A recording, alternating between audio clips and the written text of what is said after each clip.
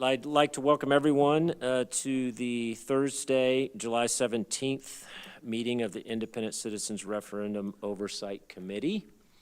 We're going to start with the Pledge of Allegiance, so I ask everyone to stand and join us in the pledge.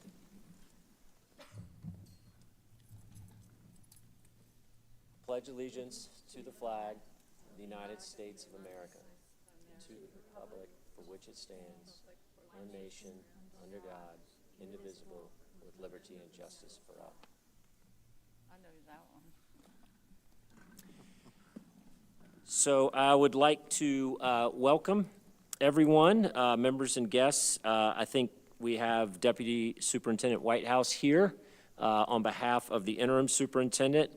And then, I don't know if Board Member Cummings is here or not, but he was hopefully going to join us, and then all district personnel. So thank you guys for being here. Deputy Superintendent, the floor is yours.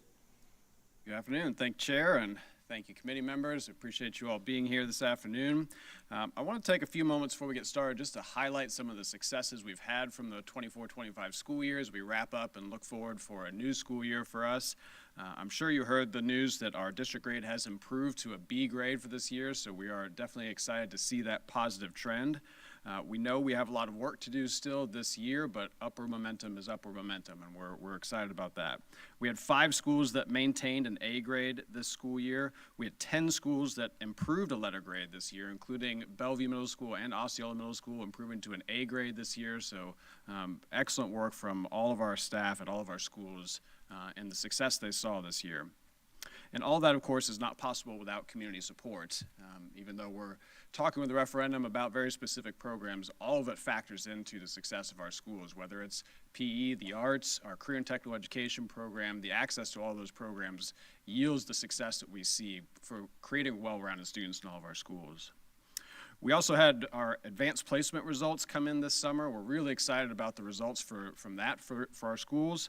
So we had over 3,600 AP exams taken this year. That's the most exams we've ever given in a school year. We had over 1,800 students taking an AP exam. That's the most we've ever seen in a school year.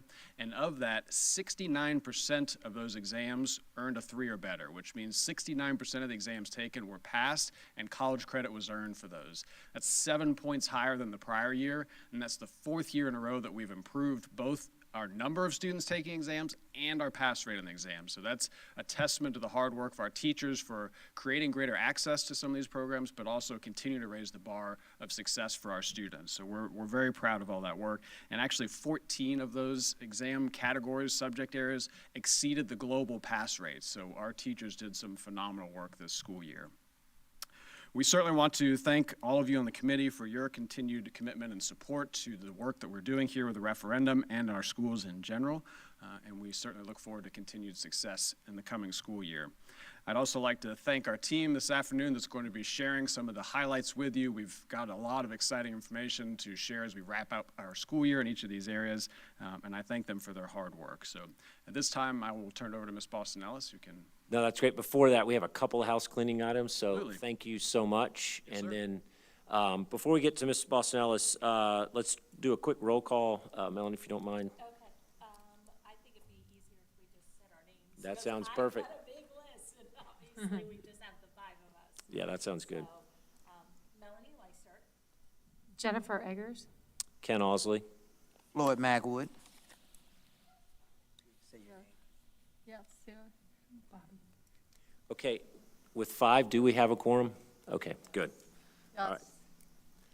Okay, and then the minutes from the last meeting, they're in your packet. Hopefully you guys have had a chance to review those. If there aren't any changes or corrections, I would entertain a motion to approve those minutes or accept those minutes. Go ahead. I'll make a motion to approve the minutes from the April 17th meeting. I'll second. All right, we've got a motion, a second. All in favor? Aye. Aye. Any opposed? All right, motion carries. Okay, with that, Ms. Boston Ellis, we'd love it if you'd come up and start us off.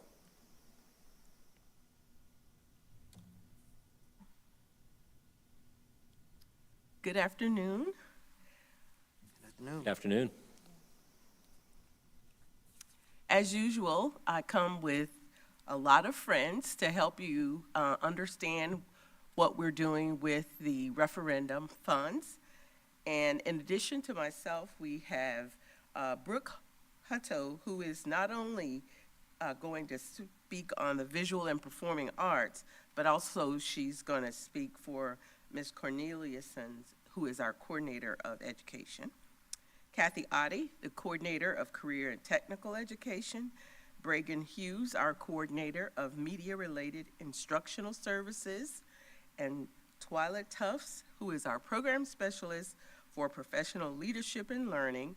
And our anchor, Mr. Dennis McFadden, our executive director of Safe Schools. So while we call this a quarterly report, it is really the preliminary full year. As you may be aware, takes us about 2 months to close out our accounting year. So these are preliminary numbers, but once we do the quarterly report for September, we will bring back to you the final numbers for the year 24-25. Again, the referendum is a 1 mil valorem tax. It was voter approved November 2022. It's effective July 1, 2023 through June 30, 2027. So we're about halfway through this particular ad valorem tax. As usual, all of the allowable uses of money include art, music, library media, vocational programs, meeting class size, retaining state certified teachers, paraprofessionals, and school safety. What we have done differently for the 24-25 year is that our board had asked us to move all of our teachers, the class size reduction teachers, over to the general fund. So we did that, but we also moved some of the fine arts that were currently being charged to the general fund to the referendum fund.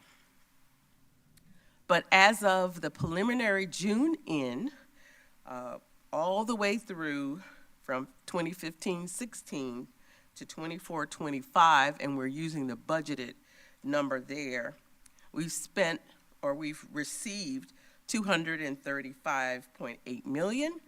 We've spent $230.2 million. For the 24-25 year, we've received 102.19%. This is a little bit over what we had budgeted. A lot of times that is when late taxes are paid or if there is additional interest charged. So this is not unusual to actually receive more money than what we had originally budgeted. Also, our expenditures to date are 84.35%, and that's probably about 37 million. So we have roughly a balance of about 6.7 million. Again, looking at budgeted expenditures, you can see what we had budgeted based on the program that it is associated with, and it ranges from 2.4 million in our vocational programs all the way to 9.9 million for school safety. And again, this is the budgeted expenditures. This particular slide just gives you a synopsis of all the actual expenditures from 2017-18 all the way through the 24-25 year. And this is actual expenditures by year, by program.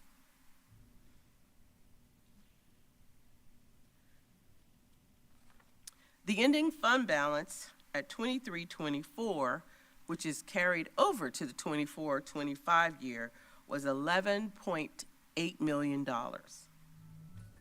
We budgeted $37.2 million for the 24-25 year. In terms of revenue, we budgeted expenditures of $43.3 million. And our estimated budgeted fund balance for 2024-25 would be $6.7 million. When I went back and looked at actual, again, our beginning fund balance would be 11.8 million. Our actual revenue would be 38.1 million. Our actual expenditures, 36.6 million. So instead of the budgeted fund balance of 5.6 million, we're looking at a budgeted fund balance of $13.3 million. And just a reminder, anything that is left unspent rolls over to the next year. The referendum funds are a restricted fund, and it can only be spent on the items that are referendum related. I do have a question, Ms. Boston Ellis. It was mentioned at our last meeting that there was money owed back to the charter schools from previous years. How does that factor into the budget? Was that taken into consideration from the very beginning? I think it was 2 years out when the law actually changed. Okay. And there was a couple of school districts who challenged that law, and the school district lost. So we were approached by an attorney that was representing a couple of our charter schools, and through their work, as well as finance department and our attorney, Attorney Powers, they worked out a plan. Okay. So you'll see here that they did receive those additional dollars during that time, for that time period. And now we share $1.5 million with the charter schools. We share the sales tax and also the impact fees. Thank you for bringing that up.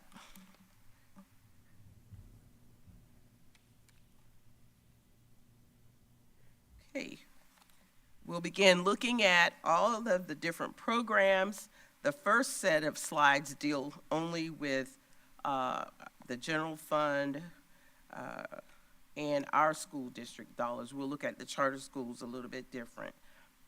And as I stated previously, the kindergarten paraprofessionals are the only staff that is charged to referendum now in terms of class size. So all the class size teachers were moved to the general fund operating. And these particular paraprofessionals support the kindergarten classes in the district. So they had a revised budget of $6 million, and they have spent almost everything. There's about $264,000 remaining, and this paid for 170 paraprofessionals, and we have 7 vacancies. Their total spent to date was $5.8 million, which is roughly about 96% of what their revised budget is. So now we will move on to physical education, and Ms. Brooke Hutto will come and have a discussion on those. Good afternoon. I'm here on behalf of Charity Corneliuson, and we are going to talk a little bit about our PE department. To keep students motivated and moving, our PE coaches are getting creative because, let's face it, video games and our AC is tough competition. At Bellevue Santos, our educators took a local spin on fitness by tying into Marion County's equestrian pride. During the Derby season, they built a DIY herd from yard sales and Facebook Marketplace, and just like that, gym class turned into a racetrack. Students were engaged, active, and galloping toward fun.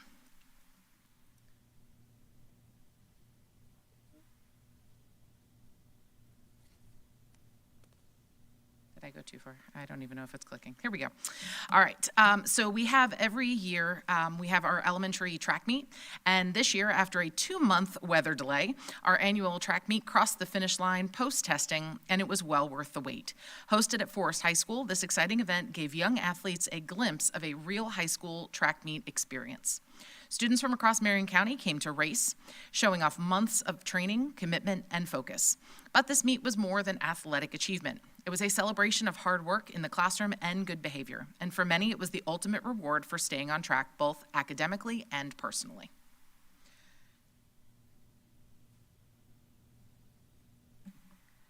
This year's meet brought together 12 different schools, 343 student athletes, nearly 200 family members and spectators, 32 physical educators and MCPS staff members, and 36 high school student volunteers.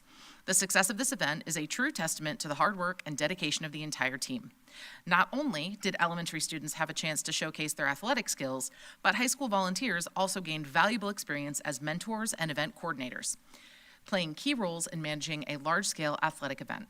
After months of planning and plenty of Florida heat, this annual tradition continues to be a fantastic day for everyone involved. Thank you.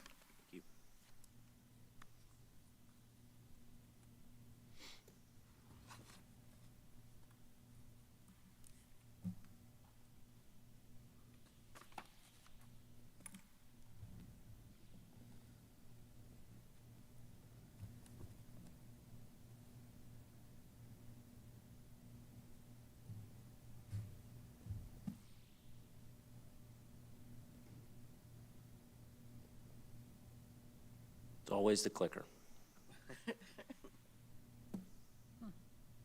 I thought you were going to say the person who was using them. So all of that energy, what did that cost the referendum?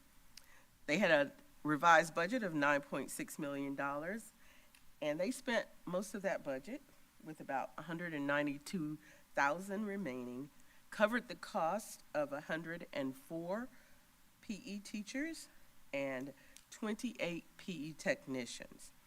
They spent to date about 98%, which equates to which equates to about $9.4 million. And that included salary and benefits, as well as some capital outlay, which could be in the form of expenditures, equipment, and also materials and supplies. And just to remind everyone, each of the elementary schools get about $2 per student for them to use for equipment and also for supplies. And this is in supplemental form to what they already get from their schools. Next, we'll have Kathy Oddie, who will talk to us about the vocational programs.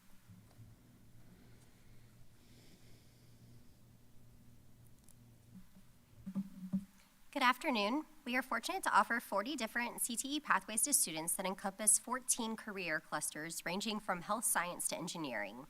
We have over 15,000 students enrolled in these programs across the district. This year, we had 748 seniors who graduated with the ability to earn Career Pathways Articulated credits. That means these seniors completed 3 courses within a CTE pathway and maintained a 3.0 GPA in those courses overall. Students with this distinction are able to obtain free college credit if they continue in that CTE program at one of our local colleges. We are still finishing up our industry certification reporting for the year, but we currently have 2,176 CAPE-recognized industry certifications earned by students. This is a 15% increase over the 23-24 school year. Industry certifications are recognized credentials students can use both to obtain jobs or to further their education as they continue schooling. Many certifications also articulate for free college credit. We also had 961 middle school students earn digital tools, which was a 37% increase over the 23-24 school year. Digital tools are a way for middle school students to show digital literacy and are a stepping stone to future industry certifications. Excuse me, could you clarify, what is CAPE? Career Accelerated Program, I can't remember the E, but basically it's a program that the state puts out, and what they do is CareerSource verifies that these certifications are certifications that students can use in the workforce to obtain high skill, high wage jobs. So the certifications that are on that list require over 150 hours worth of training for students to obtain. So you'll notice like a lot of certifications you hear about, like OSHA is a common one, is not on that list because it only requires typically 10 to 30 hours to receive. So that CAPE recognized industry certification credential is one that requires over 150 hours and relates to a high skill, high wage job. Thank you. Welcome. I have a question. The 150 hours, do they earn that by participating in, with industries, working, or is it in the classroom settings? In the classroom setting, so to be on that list, the certification should equate to at least 150 hours of learning in order to earn that certification. Gotcha. Okay. Although the school year has wrapped up, we still have tons of CTE activities taking place. This summer, many of our career and technical student organization competitions are taking place. We have students traveling all over the U.S. this summer for these events, where students will have the opportunity to compete and show off the skills they've learned in their respective programs. Over the summer, we have students attending the Florida FFA State Convention, which took place in Orlando, Florida. Students at this event culminated all of their skills to compete in their state competitions. We also had our HOSA, or Future Health Professionals students. These students were competing at their international competition in Nashville, Tennessee this summer. We also had Skills USA students who qualified at the state level travel to Atlanta, Georgia. We had students competing in the areas of culinary, video production, and robotics and design at Skills USA. And lastly, students who qualified at the state Future Business Leaders of America competition are traveling to Anaheim, California for their national competition this summer. We are excited to be able to support Marion County students in attending these events. Once all of the events are wrapped up, we will compile the results, but we're proud of them just for qualifying for these national level competitions. Our teachers are also hard at work this summer. Every year, we offer the teachers the opportunity to complete what we call a Teachers in Industry externship. During this program, we pay our instructors a stipend rate for up to 32 hours to spend at a business learning hands-on skills. This gives our instructors the chance to learn new skills related to their industry and to stay up to date what's going on in the workforce. This summer, we have 8 teachers who are completing this program. Referendum funding supports all of our CTE programs, whether it be through the teacher unit or providing the equipment and items needed to learn hands-on skills. We are fortunate to be able to provide our students the opportunity to work with industry-level equipment and support business and industry interactions through referendum. Can you give an example of which industry we're talking about?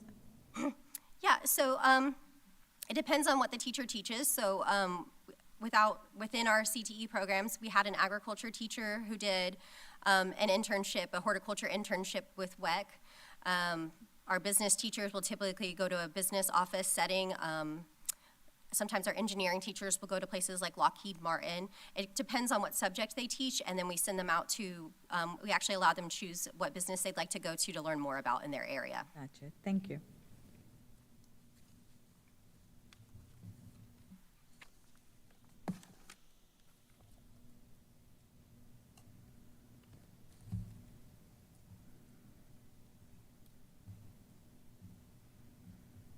So vocational programs are predominantly budgeted in our general fund, but the referendum has allowed them to expand programs and have more offerings for our students.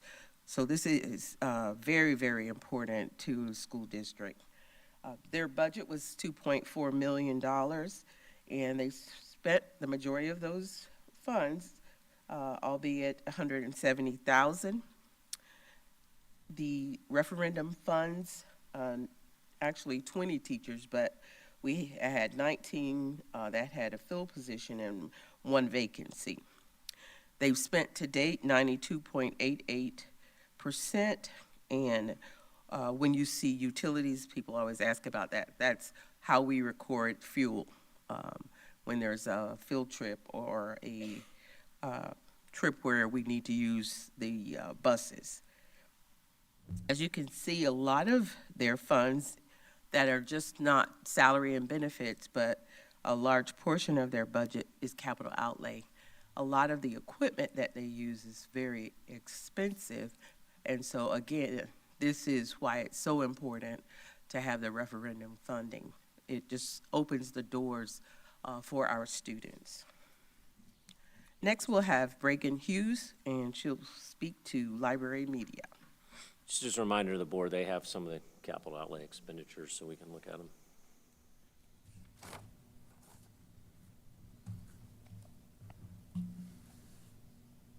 Good afternoon. Afternoon. In our media centers throughout the 24-25 school year, 49 certified media specialists supported the needs of students and teachers across their campuses each day.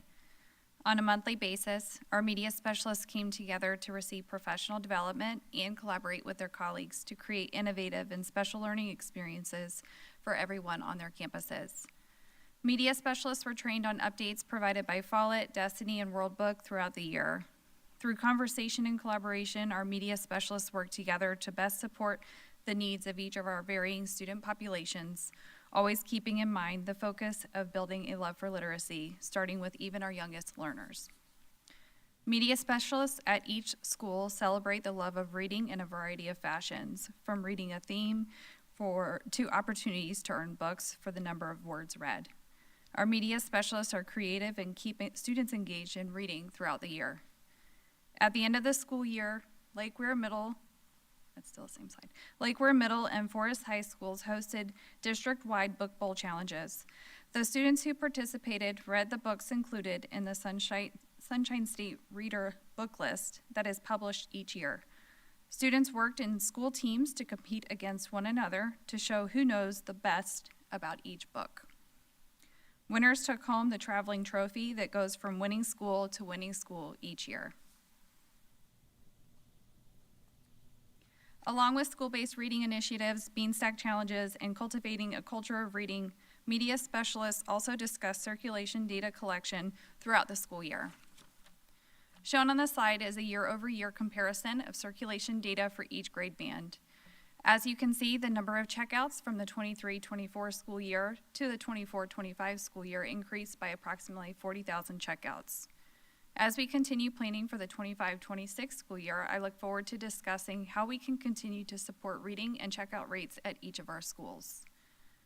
I'm excited for the 25-26 school year with 2 new media centers, 2 new media specialists, and the planning for a new high school.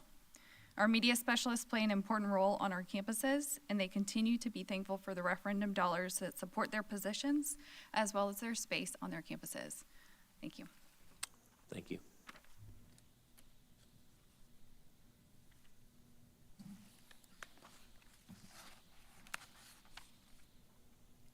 So our library media had a budget of $4.1 million, and that funded 48 media specialists, and they've spent a little bit over their budget, about $4.1 million. And it included salary benefits, materials and supplies, capital outlay, purchase service, and dues and fees. I think Mr. Osley mentioned to you that there is a handout that gives you examples of the kind of items that they spend. We're excited for the program because I'm one of the folks that remember when we had one teacher to 2 schools, and it really posed a lot of problems. So we're definitely grateful for the referendum for the library and media. Next, Brooke will come back. We're doing the visual arts as well as music, and then I'll come back and provide a discussion analysis on what they've spent.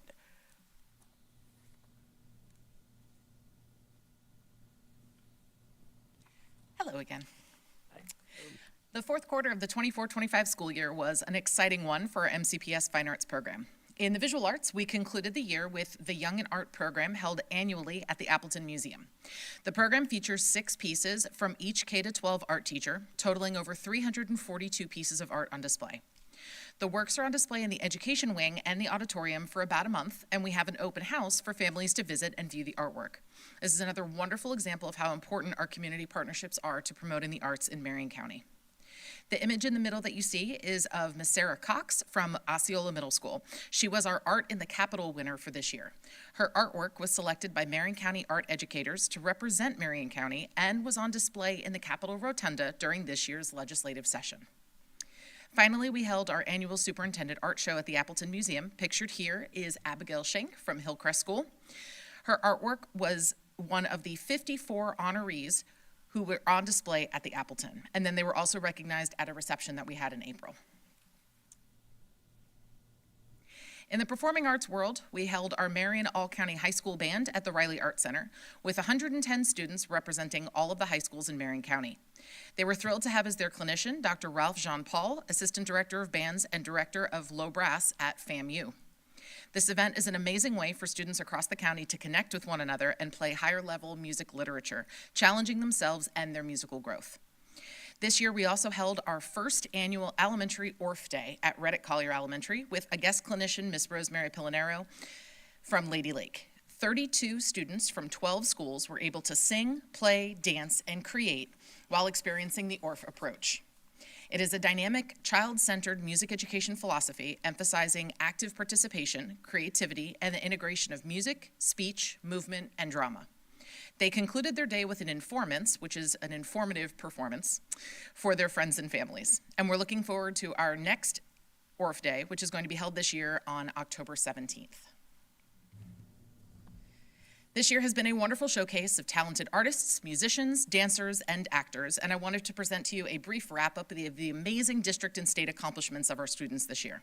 To point out just a few, we host 5 all-county ensembles annually. This year, those encompassed 520 musicians and 34 schools represented throughout those ensembles. We had 17 students from 7 of our schools participate in Florida All-State ensembles. 2,593 student entries across band, vocal, and auxiliary represented Marion County in the Florida School Music Association events, including their music performance assessments and solo ensembles. And Marion County received their first ever Florida Music Education Association Enrollment Award. This was presented to Howard Middle School for having 53% of their students enrolled in a music course. This is an amazing accomplishment. And so we were very, very excited to show this. One number that I happened to leave off our slide. This year was the first ever, basically the institution of the Florida Seal of Fine Arts. And that was put into legislation this past July. And so we had our first group of graduating seniors that were eligible to receive the Florida Seal of Fine Arts this year. And we had 71 of our graduating seniors that met all the requirements and were able to earn that. So we're looking forward to increasing that number even more this year. This all is an amazing accomplishment and a true testament to the benefits of the 1 mil tax funding for the students of Marion County Schools. Thank you. Thank you.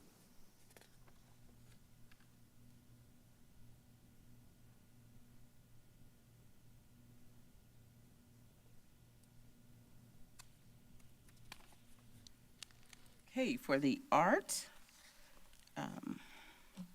the total budget was $4.8 million. And they spent about almost all of those dollars. I think there's about $77,000 remaining.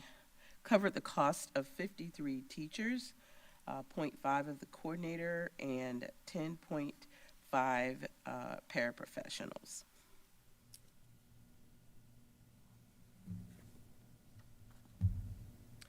For music, the total revised budget was $5.2 million.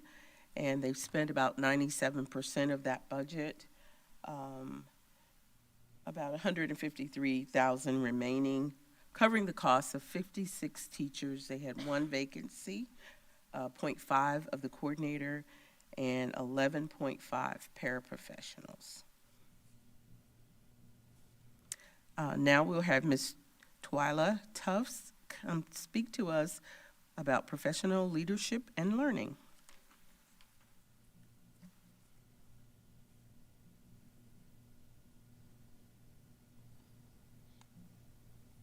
For the 24-25 school year, our department generated 336 professional educator competency forms.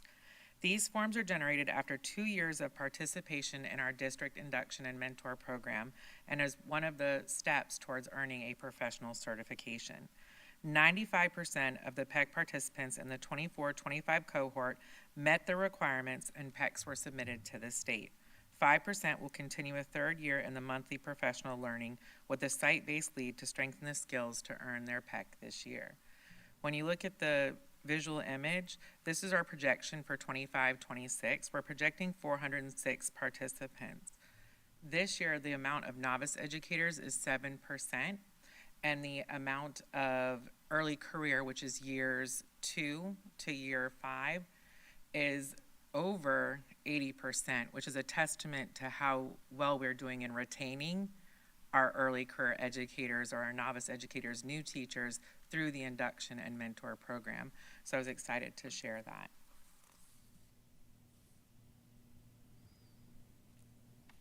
We're very excited to continue to build on the work that we have begun. In the 2024-2025, we introduced a new facet of induction and mentoring, the New Teacher Academy. In year one, over 150 educators participated in courses to build skills based on the Florida Educator Accomplished Practices. This year, we are going to continue to offer NTA, and we are adding NTA 2.0 for our early career educators that attended last year that want to level up their skills. These programs are offered both in person and virtually. The Academy occurs once a quarter, and for our alternative certification teachers, starting this year, our NTA courses will allow them to work towards alternative certification, so it will count towards their credits to alternative certification. This sets us apart from neighboring districts when it comes to supporting new teachers on the path to professional certification. This table is a projection for this year for the cost of induction and mentoring. These numbers can fluctuate as new hires are cleared and in attendance to professional learning opportunities. Novice educators that participate in NTA, which occurs after school, are eligible for a stipend for attending class. NTA is only open to teachers in their first 3 years of teachers. Mentors receive a stipend of up to $1,250 for supporting novice educators for 30 hours and attending mandatory quarterly professional learning where they learn how to best support their novice educators. Site-based leads receive a stipend of up to $2,410 for program documentation, supporting our early career educators, hosting monthly professional learning opportunities. In 24-25, we added a specialized cohort mentor for the arts. Novice and early career educators could elect to attend monthly virtual meetings with an expert in the arts, and they learned skills that were unique to their field and reported out that they really enjoyed the program and felt that it helped prepare them for the unique needs in the fine arts classrooms. This year, we're hoping to expand that support to include the special education and physical education cohort. Thank you for supporting our novice and early career educators. Thank you.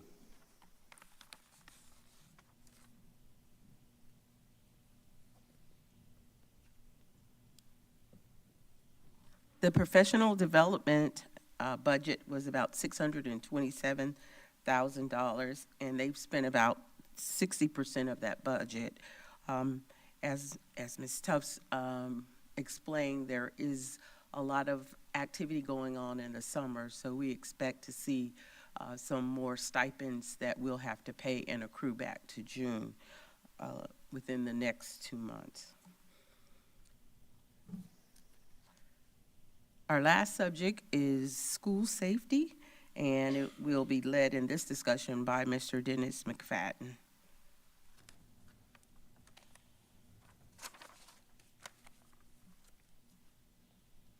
Good afternoon. As we close out the 2024-2025 budget cycle, our commitment remains steadfast to ensure a safe and secure learning and working environment for our students, staff, and visitors. A key component in achieving this goal continues to be the Safe Schools Department's participation or partnership with various internal and external stakeholders, one of them being Raptor Technologies. The tools they provide are an integral part of our day-to-day operations. To maintain continuity, we keep a supply of new printers and scanners on hand, allowing schools to quickly resolve equipment issues and continue their standard safety procedures with minimal interruptions. Through Raptor platforms such as visitor and volunteer management, drill manager, accountability, and reunification, we are able to sustain a high level of campus security across the district. These tools have enabled us to provide a secure and accurate online system that expedites visitor and volunteer screenings. The system generates detailed reports at both district and school levels, and last year we processed more than 13,000 volunteer applications, which resulted in over 92,500 volunteer hours. We're proud to say that 4 schools had over 4,000 hours, 2 schools had over 5,000 hours, 1 school had over 6,000 hours, and 1 school surpassed 7,000 volunteer hours. It's exciting to see the increase in volunteer hours and the efficient process that Raptor provides with the funding provided through the referendum dollars. As with previous years, do I have the clock? As with previous years, we faced the challenge of adapting to evolving best practices and measures that increase the safety of our students, staff, and visitors. One such adaptation was the introduction of miniature red dot sights on Safe Schools officers' duty weapons. These enhancements are vital in a school environment where rifles are not issued and not readily accessible. In high-stress situations, such as active assailant on campus, innocent lives, especially those of children, the red dot sights provide officers with faster, more accurate target acquisition. This tool will improve visibility in tight, low-light areas such as hallways and classrooms, ensuring that officers can respond swiftly and effectively without relying on rifles. Officers will participate in an extensive training to be efficient and familiar with the invaluable resource. Referendum continues to fund long-term safety priorities, including our school resource officers. SROs are instrumental in maintaining the safety and well-being of our campuses. The previous 3-year SRO agreement, which concluded on June 30th, 2025, cost the district over $12.7 million. The renewed agreement, effective July 1st, 2025 through June 30th, 2028, is projected to cost over $16 million. This increase reflects the ongoing need to meet the state mandate of having a safe school officer on every campus and the growing cost of doing so. In addition to personnel, we've invested in infrastructure to strengthen emergency response capabilities. We purchased and will install a mutual link interoperability system at the Marion County Communications Center. This system enables rapid response when panic alerts from Centegix or Raptor are activated and integrates with the communication centers at both the City of Ocala and Marion County. The system enables access to the district's camera systems, which allow law enforcement, fire, and medical personnel to respond in an efficient, safe, and timely manner. Finally, we allocated over $4 million for bidirectional amplifiers to improve radio communications within our schools. Fortunately, recent enhancements by the Marion County Board of County Commissioners to its radio tower significantly improved first responder radio coverage, exceeding a 92% testing rate, which is required by the state. As a result, the number of BDAs needed across the district was reduced to just 4 at a cost of $1.2 million, freeing up resources for other safety initiatives. The work we've accomplished during the 2024-25 budget cycle reflects the district's unwavering commitment to keeping our campuses safe. Through strategic planning, the support of the board and administration, our community partners, we will continue to strengthen the systems that protect our students, staff, and visitors each day. These efforts would not be possible without your support and the community's investment through the referendum. Thank you. Thank you.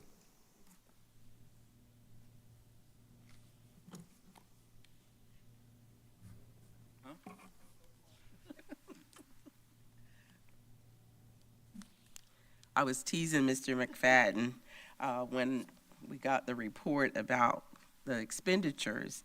And as you can see, that the Safe Schools had a budget well over $9 million, but they spent about only 41% of that. And I said, you're going to have to explain to them. And he can, and I want him to go ahead and do that. Thank you. It's way under budget. Good afternoon again. Well, the first explanation was, again, we had budgeted $4 million for what we call the BDAs, the bidirectional amplifiers.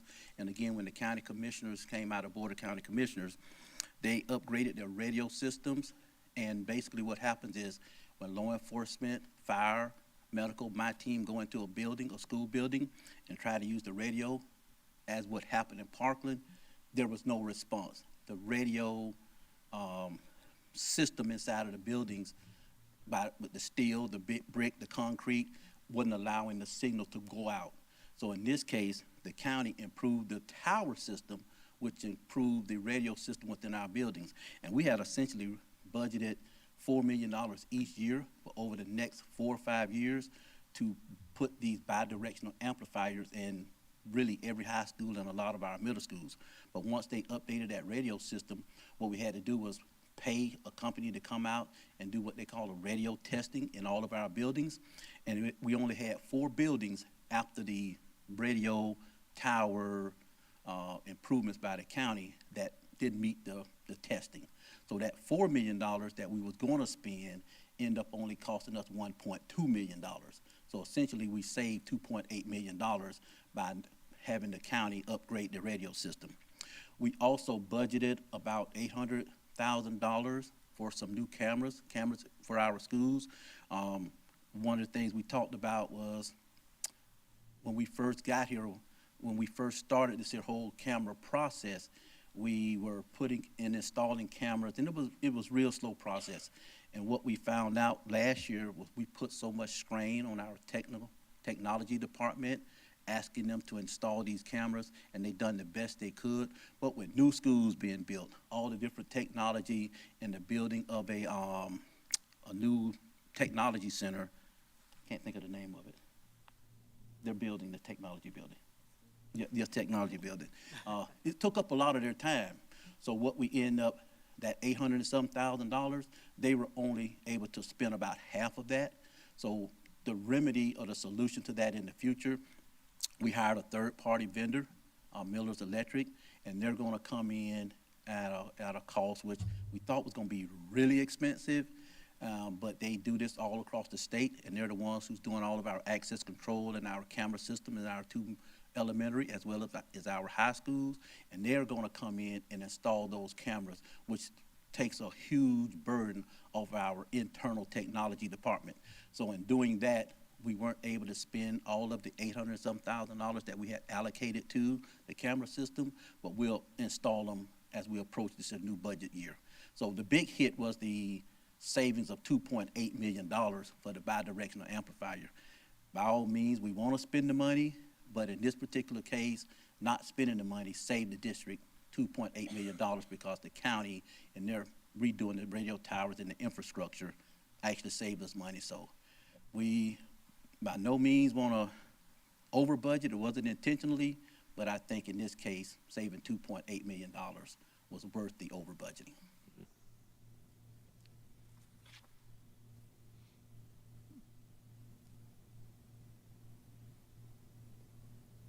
You also win the award for the most striking visual on the, I wasn't expecting a Glock when I was, looking through this. No.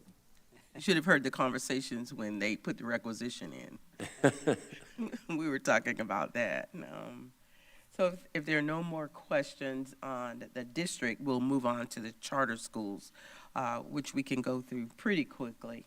The charter schools, their total budgeted expenditures were $917,000, and as you can see, these are the same criteria. They had to use the same criteria of the referendum language that the school district used. Their actual expenditures were $902,000.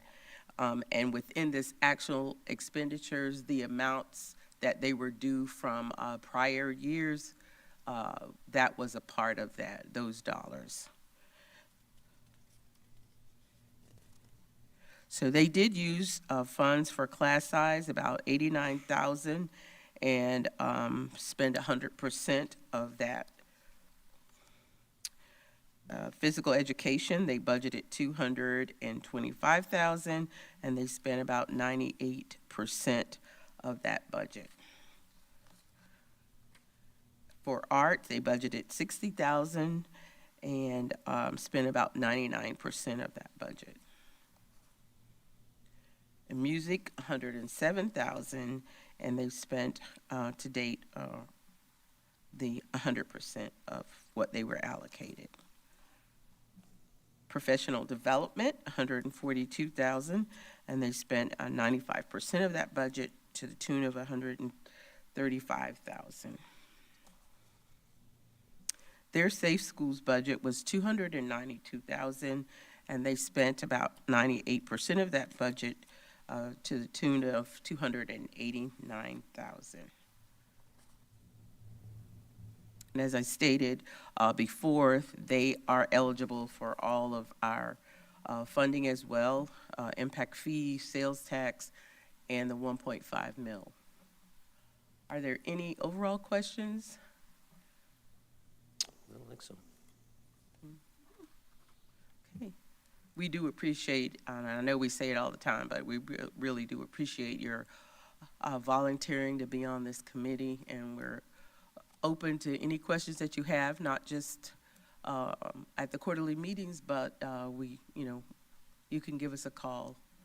I think the program is very robust, and I believe that we have done a really good job monitoring and spending the funds that the community has entrusted to us. Sure. Thank you. Mr. McFadden, I have a quick question. So you had a lot of savings. Do you guys have any needs coming up, or are there any things that you have on the docket as far as school safety that haven't been done that you plan on doing, or what look ahead, what's going to happen? Right now, obviously the biggest thing we're doing is making sure we meet all of the mandates, which is one, obviously, as you can see, to have a school resource officer in every school, a safe school officer. So we're meeting that mandate. The other things, such as moving towards more access control. I went out and I visited the now Winding Oaks Elementary and Ross Prairie Elementary, and once I got out there, it's exactly what we envisioned and what we planned, where the push of a button will lock the entire school system down, the whole school. And if an active assailant or some person comes onto the campus, they push a button and all the doors lock. That will be ideal for all of our schools, but unfortunately, with the makeup of some of our schools, the age of some of the schools, we're not guaranteed to be able to use technology to do that without a huge cost. But we're going to make every attempt to do that, afford them those same opportunities to where if something happens, push a button and lock all the doors on the campus. So that's our next biggest project. We're working on that, again, through the same company that's working with us on our camera installations. We've got cameras installed in every school, but now it's just a matter of going back, adding those additional cameras to cover those hard-to-see areas or those areas that's not maybe clearly visible to someone just walking up, those hidden spaces. So those are our two biggest projects, is access control, moving forward at all of our older schools or current schools, as well as installing those cameras. Great, thank you. Yes. I have another question for Ms. Boston Ellis. And this is with regards to the movement of you said the salaries to the general fund. I just wondered, I don't know, I'm just assuming. With the addition of the new schools, how does that stretch this referendum? Like, how is that to kind of make up for that? I don't know. Well, with the two new schools, they will be charged to the general fund as well. Their arts, media. No, I understand that, but now we have more schools. So everything is between each school. I guess it's spread a little bit more thin, correct? Yes, if you're talking about fixed costs, yes, our fixed costs have gone up since we've added two new schools. Right, but overall, even spreading this referendum money through that too. Correct. Okay, so that didn't know if that was why the movement of you know what I mean, just putting it in another category, is that? Yeah, that was a decision of the board before we started the budget process for 24-25. They wanted all of the teachers moved to the general fund. And so that, my understanding, so that we had, for the most part, other than vocational, we would have the fine arts, the music, and the media in one funding source. But that was, if I could say, a directive by our board. Okay. They felt like that would be more important. But the new schools, while, theoretically, you're just taking some kids from one school and moving them to another, it didn't quite work out like that. Yeah, But I get it. the additional costs that you have are what we call fixed costs, another principal, another Sure, AP, yes. and the office staff. But we were talking about how really good the schools look, and we think that once we get through these two schools and do the high school, then we can look at what else we need to do. And a lot of that is wings. We have the middle school, Lake Rear Middle Replacement School that's coming up as well. So there's a lot of work to be done. But again, the referendum provides the support that is needed to all of these programs to keep them going. But we've got 2 years, so next year we'll be talking about how to renew it again Yes, with the help of the community. thank you. Any more questions? All right, great. I think I failed to put the next meeting on here. If I'm not mistaken, it would be October 23rd. Oh, is it on? 16th? Okay. All right. So next meeting is October 16th. Same time, same place, everything. And any other matters before the board? Any other questions? No, I think they're doing good. All right. All right, with that, I don't even know how Robert's Rules of Orders work on adjournment, but with that, I think we're adjourned. Thank you.